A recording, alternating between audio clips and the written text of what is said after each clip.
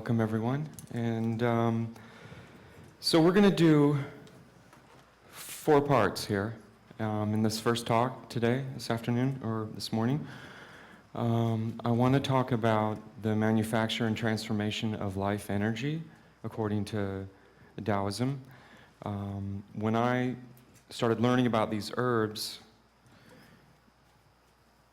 the first place I went, I thought I needed energy. So I wanted qi, and the first herb that came to my mind was ginseng, because everybody's heard about ginseng. And I just started taking a yang ginseng, and after it wore off, I was more depleted. And then I just kept studying, and I found, according to the Chinese, there were like 20 to 50 of these super tonic herbs that can do things like ginseng can do.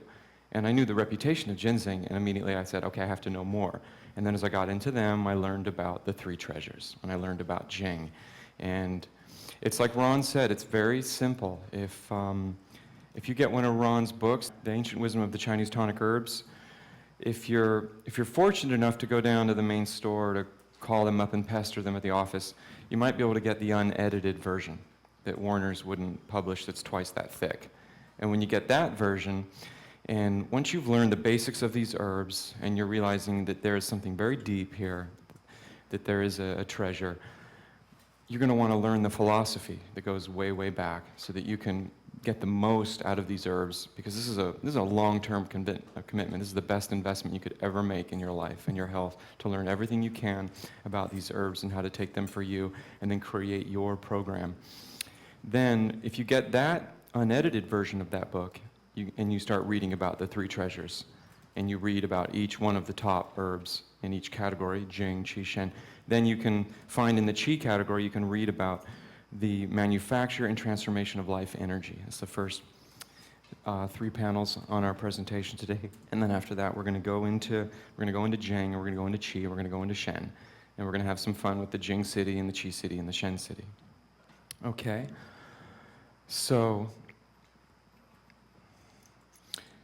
the neat thing when you read about the manufacture and transformation of life energy, you read about the 3 treasures, you think about your life, how much Jing you were born with, and then you think about the choices and the decisions and the way that you live and how that will influence the way your body manufactures its energy. And then you can really sort of step back and look and become your own Taoist tonic herbalist with how you use these herbs. So the evolution of life energy production from inception throughout one's life. So the reason I use the word inception is because when you really learn about Jing, you realize that everything your parents and their parents and their parents, and for generations going on for tens of thousands of years, or as long as you can track it back, every food they ate, every thought they had, every choice they made in their life, everything they went through, everything they had to adapt, everything that changed their genes epigenetically, everything that they grew through while their Jing was growing, that they became adept at and strong, it went into their DNA, and it's passed on and on and on. And the Jing has been building ever since then. And you're born prenatally, your original Qi or your original Jing, you're born with that. And if you learn about the transformation of life energies, you can enhance that and you can change that to your advantage by using these herbs, by making the lifestyle changes necessary. And that can, if you understand the process of change within your body, that can take you beyond what you ever thought you could achieve in your own life, but that can change what your great-grandchildren are going to be capable of doing. It's amazing. So we can influence this production and transformation of life energy and thereby create our own human maximum potential. And this is what's really exciting to me. You know, I was fortunate to have very health food-minded alternative parents and to grow up very close to nature and with a lot of encouragement in the forces of nature in utilizing them. And then as you become a teenager and your Jing is really expanding and you're out there really testing yourself, having that kind of upbringing and background and that kind of trust and encouragement from your parents to believe in nature was a tremendous asset. So when I learned about the tonic herbs and this philosophy, it was like a dream come true to spark I had in me since I was a little kid to maximize my own human potential and see how far I can go.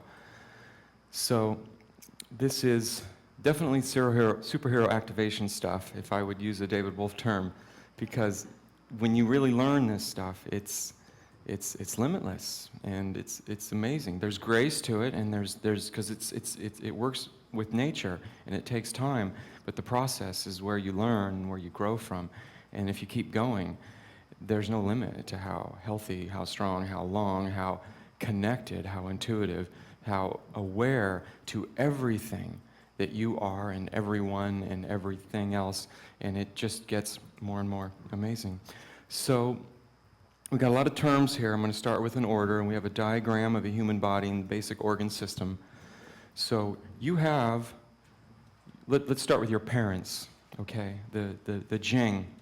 And the most refined, purest essence of Jing for your father was in his seed, in the semen. And this refined energy of Jing at this point in his life has gone into the most refined essence of Jing in your mother, which is the ova. And the sperm in the ova creates your prenatal Jing, and it's there in the womb, and it's protected by the fetus. And the mother feeds the womb with the umbilical nutrients, and when the baby is born, it has to act upon its own power. It's independent of the mother at this point. And the prenatal Jing, or the premier fire, which is the yang Jing, that acts upon and catalyzes every one of the transformation of life energy aspects that baby makes. So when that baby's born, its lungs go into action. And under the influence of the premier fire and the prenatal Jing, under the influence of that energy rises up and gives the lungs the power to act upon its biological function and to breathe and to extract qi from the air. And that same energy, the Jing, the premier fire, acts upon the spleen to extract the food, to get the electromagnetic energy from the food. And under the influence of the Jing, that grain qi that comes from the spleen goes up into the lungs, and it merges with the air qi, and that leaves the lungs in two forms, the yin qi and the wei qi. The yin qi is the qi that we know of that moves through the 12 meridian systems that provides energy and life to animate the body for the immediate energy for qi. And that's more yin because it's more nutritive, and it's also the energy that's moving through the blood vessels. And the wei qi is the qi that is more yang, it's more fast-moving, it's defensive. That moves through the subcutaneous tissues between the skin and the muscles, the fat, and that protects your body from the environment, and that's part of your immune system. So prenatal Jing is the Jing you inherit, and that Jing is your deepest core backup of who you are physically, okay? It's only physically, it's only your body, it's for this lifetime. It's not the immortal, eternal aspect of you. We'll get to that when we talk about Shen. But it's everything for your body. And then as you're building and growing your health, you're building up postnatal Jing. So that this is the front line of the Jing that's used first. Now you're going to use a little bit of this Jing throughout your whole life. Now, some people are born with more Jing. Some people are born with less Jing. Some people are born with so much Jing that when they're 90, they're still smoking and drinking, and they've never been on a med, and they don't have a health problem at all, and they just seem invincible. And then one day, boom, they run out. But some people are born with less Jing, and that gives them an excuse because they care. They care, and they want to learn everything they can about how to protect what amount of Jing they have and how to build upon it and how to not leak any of it. And they'll learn everything about their diet and everything else that affects Jing. And those people can actually refine and build Jing, and they can get so good at it with this knowledge and this information that they can have the kind of vitality that they can go on and have a full, long, healthy, strong life and be highly adaptive and have inner power and have that connection, have their Shen. And oftentimes those people develop more Shen because it takes a lot of Shen to have to be faced with a little more of an arduous path, working on your health, than someone who's naturally born with it.